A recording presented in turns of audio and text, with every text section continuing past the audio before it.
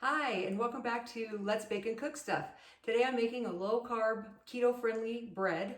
I'm actually directing it towards my friend Debbie. She is doing keto. She's doing very well on it. I am not a keto person, mostly because it's a lot of meat and I don't eat meat. But it's low carb, and so anybody who's also doing low carb will hopefully enjoy this. And I'm going to get started right now.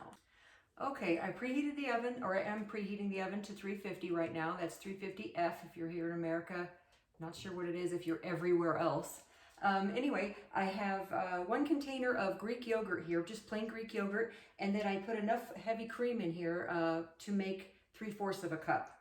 Okay, so we've got 3/4 of a cup. Now, if you wanted to use 3/4 of a cup of yogurt or 3/4 of a cup of heavy cream, that would also work here. Okay.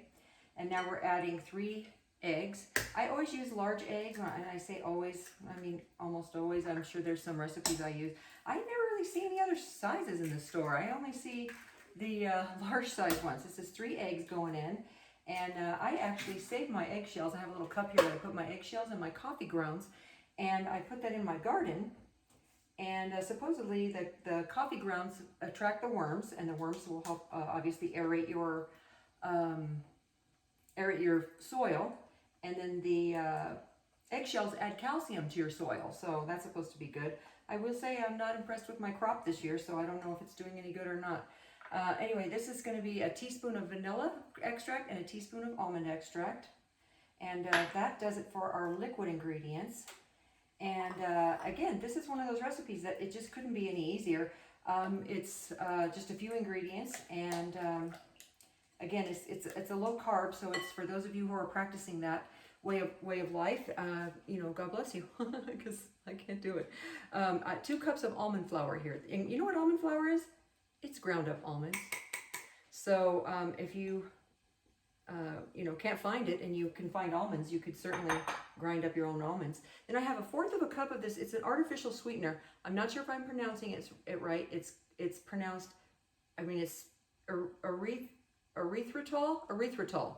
Yeah, it's 1/4 of a cup of that. Whatever kind of artificial sweetener you use for your keto diet or for your low carb diet, use that. This is a teaspoon of salt, and then I have 2 teaspoons of baking powder. And then I'm just going to whisk that in. I want everything whisked together so that it's all ready when we add the wet ingredients. This will be already ready for it. So. Okay, so now I'm adding in the wet to the dry.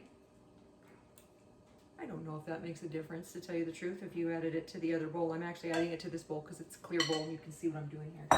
All right, so now we're just going to stir this up, and that's really basically it. I'm going to put it in this pan. This is another 8x4 or 8.5 by 4.5 inch pan. And I guess this doesn't matter how much you mix this, like it does when you're using all-purpose flour. When you're using all-purpose flour, you don't want to mix it too much because it gets that gluten going, but there's no gluten in here. So actually, this would be a good thing for you gluten-free people as well. So anyway, this is going to go in the oven. It does have to cook for a little bit of time. It's about 45 to 55 minutes. And then, let me get that in there. Make sure everything's combined. And then, I bet you could do this in a muffin tin too, and then make it into little muffins. I like the idea of muffins because they're just, self-serve. You don't have to worry about cutting them. And with this age of, people worrying about germs all the time, and did you wash your hands? People can just touch their own muffin. They don't have to touch the loaf of bread, kind of thing. So anyway, so that's going to go in for 45 to 55 minutes, and I will see you back here when that happens. Okay, so the bread is done. It's a low keto bread, gluten-free bread. If you're looking for that sort of thing, then this might be right up your alley. And I think it's a good alternative for people. It doesn't have any sugar in it. It has that sugar alternative, and it has the protein in it from the eggs and the almond flour, and there's no gluten in it. And so it's gluten friendly, or non gluten people friendly, and also it's keto friendly. So give it a try. Let me know how you like it. If you'd like to see more keto recipes, let me know. Again, I'm not a keto person, so I don't have a lot of those recipes ready, but I'd be happy to try some out for you. And if you would like and subscribe, that would be awesome. And if you have any suggestions, I'd love to hear them. Thanks. Please put them down in the comments below. Thank you for watching.